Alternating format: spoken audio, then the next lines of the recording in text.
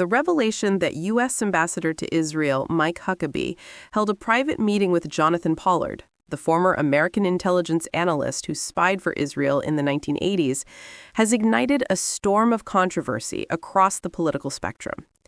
Though Pollard described the meeting as purely personal, the mere fact that it occurred and that it was not disclosed in advance has deepened divisions within an already fracturing right-wing movement in the United States.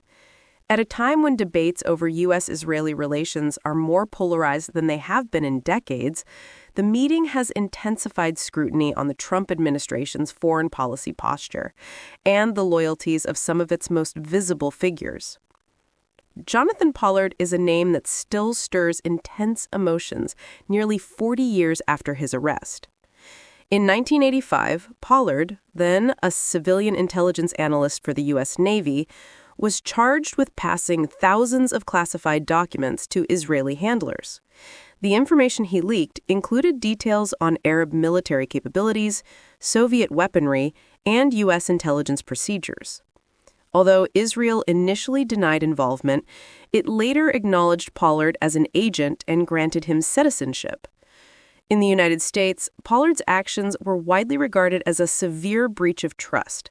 He was sentenced to life in prison, one of the harshest sentences ever given for spying for an ally. He served 30 years before being released on parole in 2015 and ultimately moved to Israel in 2020 after restrictions were lifted. In Israel, however, Pollard has long been viewed by many as a hero, a man who sacrificed himself for the protection of the Jewish state. The complexities of this legacy make any American diplomatic engagement with him inherently sensitive. For a sitting U.S. ambassador to meet with him privately is extraordinary, even if, as Pollard insists, the visit was personal and not at the invitation of the Israeli government. The meeting was not publicly announced and reportedly took place at Pollard's home. News of the encounter surfaced through Israeli media outlets, quickly prompting both curiosity and backlash. For some on the right, especially those who champion a deeply intertwined U.S.-Israeli relationship, the meeting appeared sympathetic, even justifiable. They see Pollard as someone who acted out of loyalty to Israel, a close American ally, and who paid an excessive price for his actions. But others within the conservative movement view the meeting as a dangerous crossing of boundaries. Pollard, regardless of motive, spied on the United States.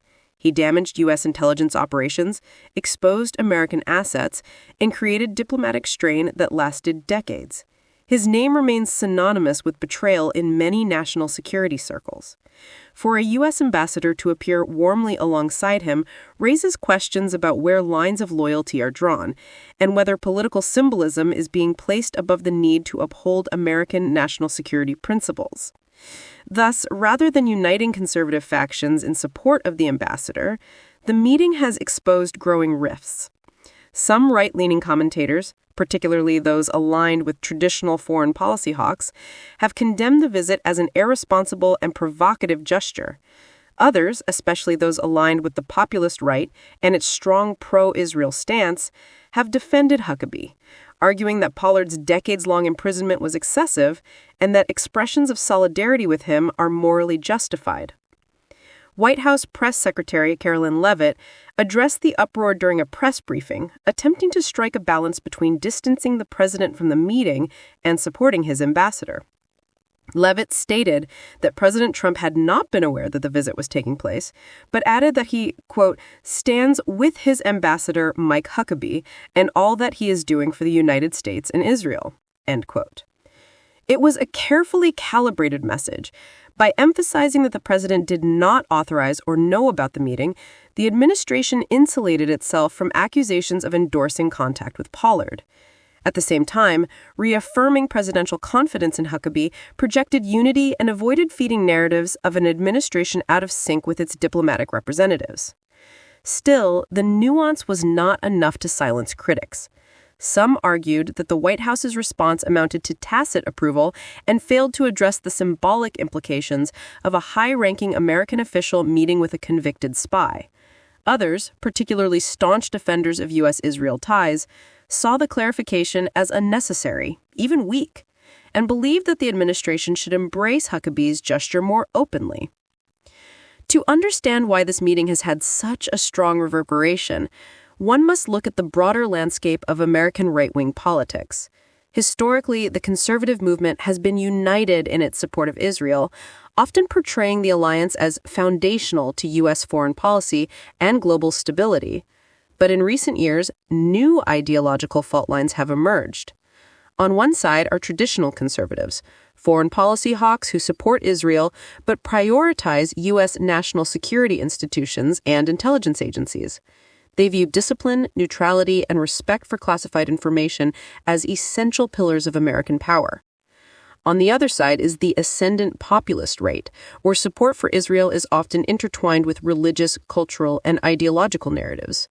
For this group, Pollard is less a traitor and more a symbol of loyalty to a shared cause. They are more likely to resent what they see as overreach or bias within U.S. intelligence agencies, and more willing to view past prosecutions, including Pollard's, as politically or unfairly motivated.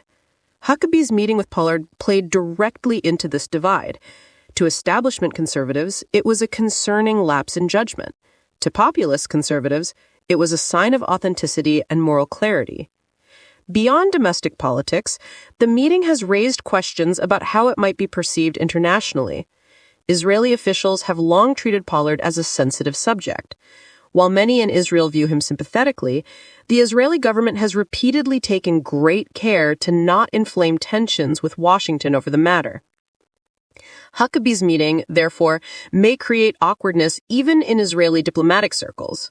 Though there is no indication that the Israeli government facilitated or encouraged the visit, it now must navigate the fallout, both publicly and privately.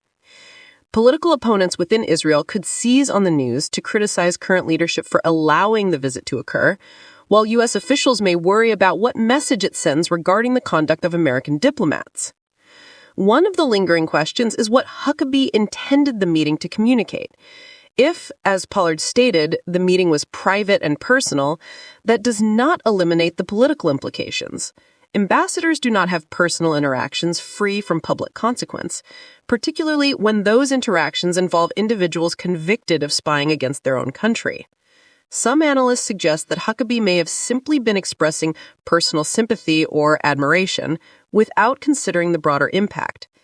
Others argue that Huckabee, a longtime political figure with strong ideological views, knew perfectly well the symbolic weight of such a meeting and chose to proceed regardless. If Huckabee intended the meeting as a signal, whether to Israeli allies, American evangelicals, or the populist right, the reaction proves that the message was received, but not uniformly welcomed. This episode highlights a deeper and more profound issue: the shifting boundaries of political loyalty and foreign policy identity within the American right. The traditional pillars of conservative foreign policy, skepticism of espionage, respect for intelligence agencies, and cautious diplomacy, are increasingly being challenged by a newer model grounded in ideological alliances and symbolic gestures. Pollard's name sits at the intersection of these shifts. He embodies the tension between loyalty to a cause and loyalty to the state, between moral conviction and institutional responsibility. Huckabee's meeting did not create this tension, but it has forced it into the open. The private, unannounced visit between U.S. Ambassador Mike Huckabee and former spy Jonathan Pollard has become far more than a personal encounter. It has served as a catalyst, exposing fractures within the conservative movement and raising questions about the boundaries of diplomatic conduct. As Press Secretary Carolyn Leavitt emphasized, President Trump did not authorize the meeting, but his support for Huckabee ensures that the debate will continue. Ultimately, the controversy speaks to a broader redefinition of what it means to support Israel, what it means to defend U.S. national security, and what values anchor American conservatism in an era of shifting alliances.